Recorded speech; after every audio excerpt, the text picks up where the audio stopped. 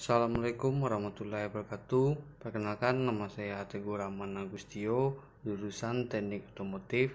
Pada video kali ini saya akan menjelaskan hasil review tentang jurnal artikel praktek manajemen sumber daya manusia selama COVID-19 pada karyawan yang bergerak di sektor formal Indonesia.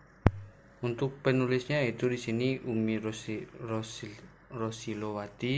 Judul artikelnya itu tentang praktek manajemen sumber daya manusia selama pandemi COVID-19 pada karyawan yang bergerak di sektor formal Indonesia. Jurnal penerbitnya itu Jurnal Ilmiah MEA Manajemen Ekonomi dan Akuntansi. Tahun terbitnya itu pada tahun 2020.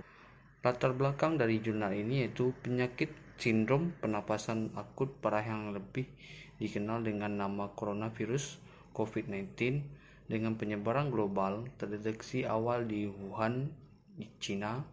Virus yang menyebar melalui kontak dengan tetesan kecil dari orang yang terinfeksi memiliki angka kematian yang tinggi dan telah menginfeksi lebih dari 10,4 juta orang dengan lebih dari 507.000 kematian di seluruh dunia. Negara-negara di seluruh dunia telah memerangi coronavirus atau biasa disebut dengan COVID-19 ini telah membuat ancaman, bukan hanya ancaman terhadap sektor kesehatan setiap negara, namun juga mengancam sektor ekonomi. Di Indonesia, virus telah menginfeksi lebih dari 56.385 dengan WHO 2.876 pada tahun 2020. Nah, untuk tujuan artikel ini yaitu bertujuan untuk membahas tantangan yang dihadapi oleh pengusaha dan karyawan dalam menghadapi pandemi dan bagaimana tantangan ini dapat dikurangi melalui penyesuaian kembali praktik sumber daya manusia dengan mempertimbangkan konteks lokal Indonesia. Untuk rancangannya, metodologi atau pendekatan penelitian dampak COVID-19 pada karakter sumber daya manusia pada karyawan yang bergerak di sektor formal di Indonesia menggunakan pendekatan kualitatif dengan metode literatur. Metode penelitian kualitatif paling sesuai dalam situasi di mana hanya sedikit yang diketahui tentang suatu fenomena atau ketika upaya dilakukan untuk menghasilkan teori baru atau merevisi teori yang ada. Penelitian kualitatif lebih bersifat induktif daripada deduktif dan digunakan untuk mendeskripsikan fenomena secara rinci tanpa menjawab pertanyaan kasualitas atau menunjukkan hubungan yang jelas antar variabel. Dalam pengumpulan data dipakai pendekatan studi literatur, yaitu mengumpulkan sumber informasi yang dapat berguna, sumber-sumber tulisan informasi yang dapat berupa sumber tulisan berasal dari artikel, jurnal, dan buku berhubungan dengan banyak objek yang diteliti. Dari hasil penelitian yaitu produktivitas karyawan diukur sebagai kehadiran fisik dan mental dan efisiensi pekerjaan mempengaruhi kondisi kerja karyawan secara keseluruhan. Produktivitas karyawan yang rendah memiliki kerugian bagi organisasi dan karyawan. Ketika Indonesia menangguhkan dan menata ulang layanan, sejumlah lembaga sektor formal sebagai tanggapan terhadap pandemi COVID-19, produktivitas karyawan selalu terpengaruh.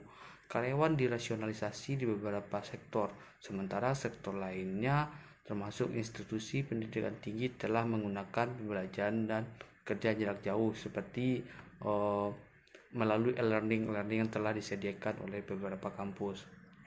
Nah, pada saat karyawan masuk dari jarak jauh atau online, fungsi SDM meningkat untuk mengubah dari proses kerja tradisional ke ruang digital.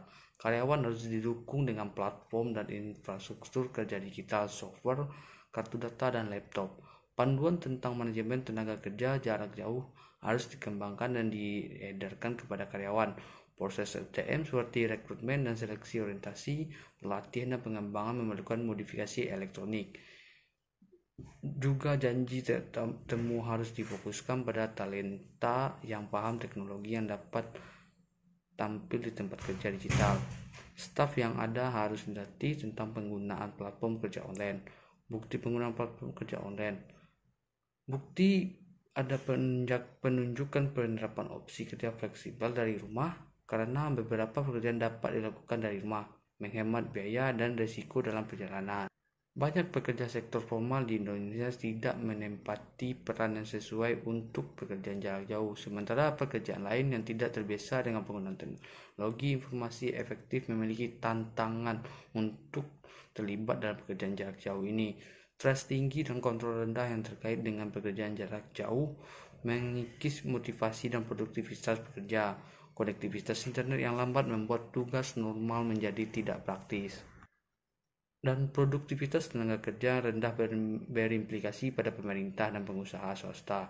Pembatasan pada operasi manufaktur non-esensial menyebabkan penurunan rata-rata 80% dalam pasokan dan pendapatan domestik. Untuk keputusan yang harus diambil dalam artikel ini, yaitu pengambilan keputusan merupakan tanggung jawab utama pengusaha ditantang dalam krisis yang bertindak sebagai pemicu perubahan bagi organisasi.